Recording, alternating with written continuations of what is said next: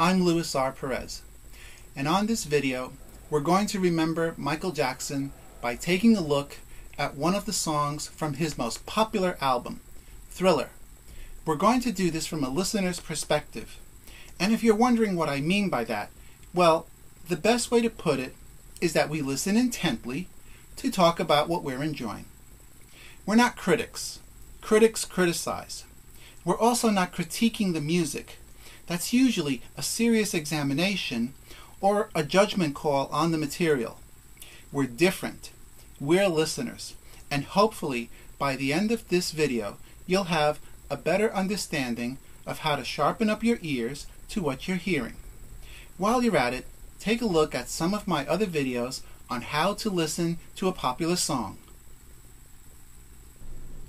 Before we begin, I'd like to point out that many of the electronic sounds we hear on the recording are not easily identifiable, possibly because they may be custom created electronic sounds.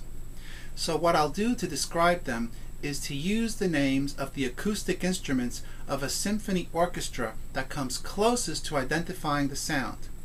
It's also important to note that I can't play the recording for fear of copyright violation, and copyright is something that we just have to respect. So one way of staying with me in our chat is to stop the video when you want to listen to that section of music that I'm currently speaking of, and then come back to continue. Another way is to watch the presentation from start to finish, and then move on to the recording. Use the method that works best for you. Now, the song that we're going to take a look at is Wanna Be Starting Something. For those of you not familiar with the music, stop here, go listen to the recording a couple of times, and then come back. The rest of us are going to move on by checking out the track. It's 6 minutes long. In fact, it's the longest track of the whole album. This song has a very big sound. Michael and the creators wanted to get our attention with a strong presence, and there's no question about it when you hear this piece for the first time. Wanna Be Starting Something is written in a form we call ABA, where the first part, or the A section, is a presentation of the main theme, followed by the B section, or middle of the song music, for a short while before returning to the A section and then ending the song. Lots and lots of music was written this way, making it one of the most popular song forms in music. As we go more deeply into our listening, we hear an introduction, a repeating bass throughout the whole song setting the mood, followed by a percussive sounding electronic keyboard or similar sound, and by a guitar and voice together. We hear this group of instruments performing 4 times, with the brass section dropping in just for a moment.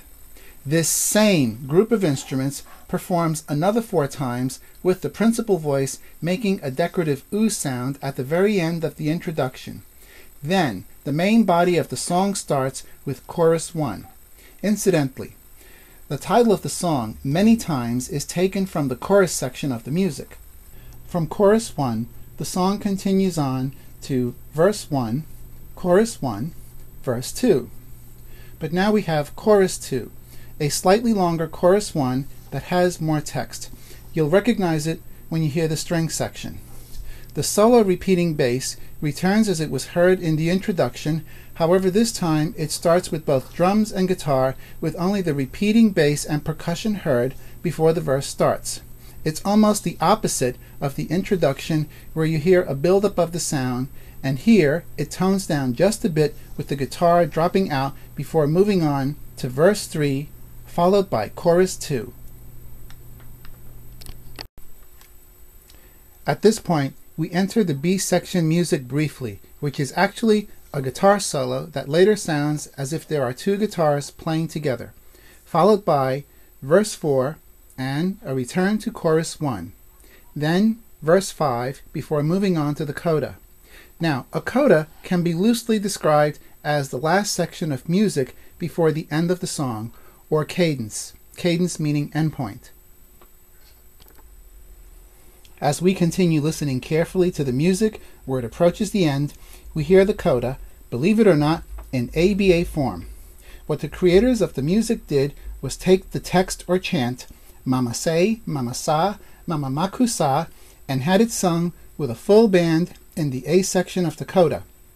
In the B1 section, or first part, the voices sing solo with just percussion or drums. In the second part of the B section, or B2, the voices are still solo, but now there is a reply by the brass section sounding almost like backup voices. Then the music finally returns to the A section with a full band and fades out to end the song. Sometimes you may run into someone that won't say fade out. They might say vamp out, but it means the same thing. Now in the beginning, we said that the song was in ABA form. We'll take a look at how the different parts of the song are with brackets. After the introduction, the A section begins at chorus 1, ending way down at chorus 2.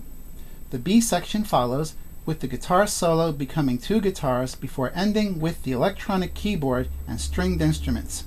At verse 4, the song is clearly back in the A section, and later on, at verse 5, we hear Michael, or the lead voice, ending their song lines where the melody is moving upwards, as in hinting that there is more music to follow, which is in fact the big coda that we spoke of earlier. Now, looking at the song with the ABA brackets, the returning A may look smaller than at the beginning of the song, but actually the coda, with its own text, balances out the music, and then the B section in the main body looks like it's more squarely in the middle of the song. There's still more to what meets the ear, so to speak. One of the most interesting things here is that the song has many areas of phrases or text that end open, followed by phrases or text that close or complete the melody. We have time for 2 examples. Example 1 is about melodic phrasing, where one line complements the other. At chorus 1, the first 2 lines, I said you want to be starting something. It ends with an open feel to it, which is followed by you've got to be starting something, where the phrase has a more downward and complete sound. Listen carefully how Michael ends each phrase, and you'll see the difference. Example 2 is about rhythmic phrasing, where the length of time on one line complements the other. At the coda, at section B1, there is a brief solo with only percussion. The text is sung in pairs. The first phrase clearly sounds open, Mama Say, Mama Sa, Mama Maku Sa, and when the text is repeated by changing the way one word is pronounced, both the melody and the percussion close the phrase, Mama Say, Mama Sa, Mama Maku Sa. There's a lot more music in this song we can talk about over our listening and what our ears pick up on Michael Jackson's music. But this was enough to introduce you to a whole new way of looking at popular songs. At the same time, we remember the King of Pop and his music.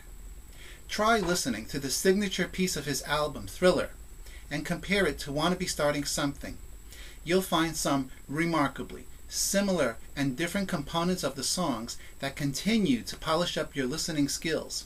And remember, the whole point of this is to enjoy your listening by discovering more of the music. Well, that's it. A Michael Jackson song remembrance in musical perception. What our ears tell us. I'm Louis R. Perez. Thanks for stopping by, and I'll see you next time.